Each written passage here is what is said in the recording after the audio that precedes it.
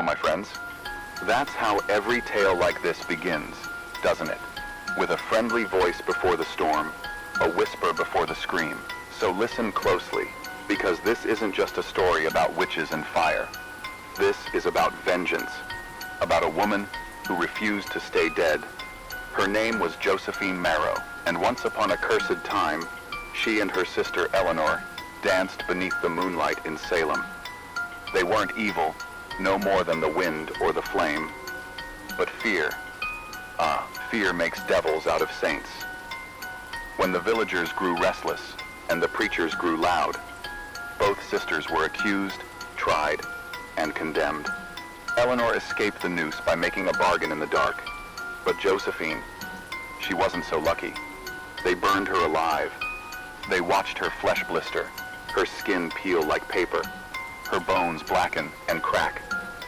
And when the fire was done, they buried her, deep thinking that the earth would silence her forever. But the earth listened. It groaned, it trembled, and one black, smoke-filled night, Josephine crawled out of her grave, her body burned and broken, her eyes glowing like cinders. The villagers who found her corpse the next morning, well, they didn't find much at all. Only ashes where their homes once stood, and whispers in the wind, calling her name. They would call her the Witch of Madness. The year was 1712, and Josephine had wandered for years, hiding in forests, feeding on what scraps of magic she could find, until she stumbled upon a lonely little town by the coast, a place called Night Haven.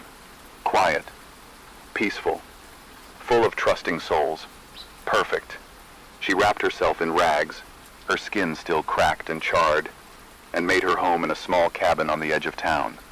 And there, she met a man named Francisco Bruno, a kind-hearted apothecary with more curiosity than sense. She smiled at him once, just once, and the poor fool was lost. But her smile was not born of love. It was born of enchantment. Through whispered spells and candlelit illusions, Josephine made Francisco believe they were lovers.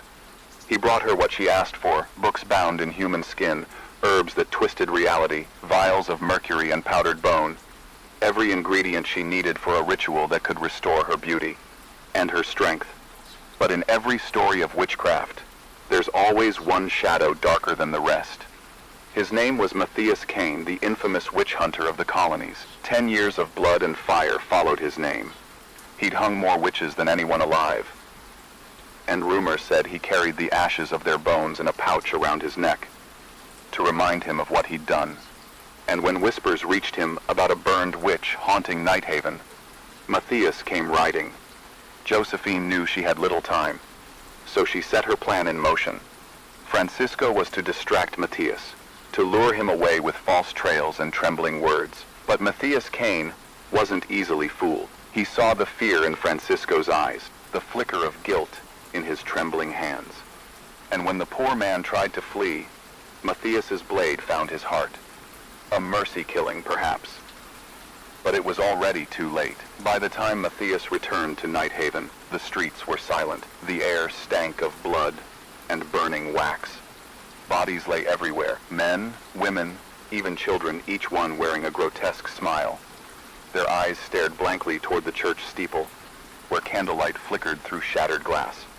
And there, in the center of town, stood Josephine, her flesh smooth, her hair long and black as midnight, her lips painted red. She wore a crimson dress that shimmered like fresh blood under the moonlight. She turned toward Matthias and smiled.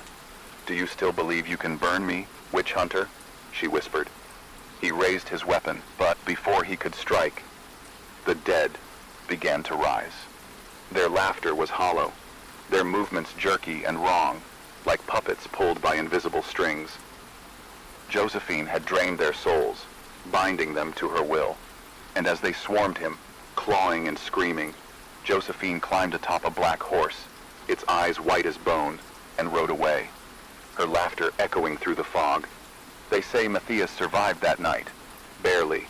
They say he still hunts her to this day, chasing the Witch of Madness across every haunted corner of the earth. And as for Josephine, she rides still, her beauty restored, her vengeance complete for now.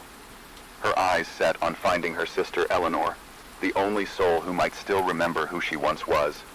So, my friends, if you ever find yourself walking alone beneath a red moon, and you hear a woman laughing in the distance, don't look back.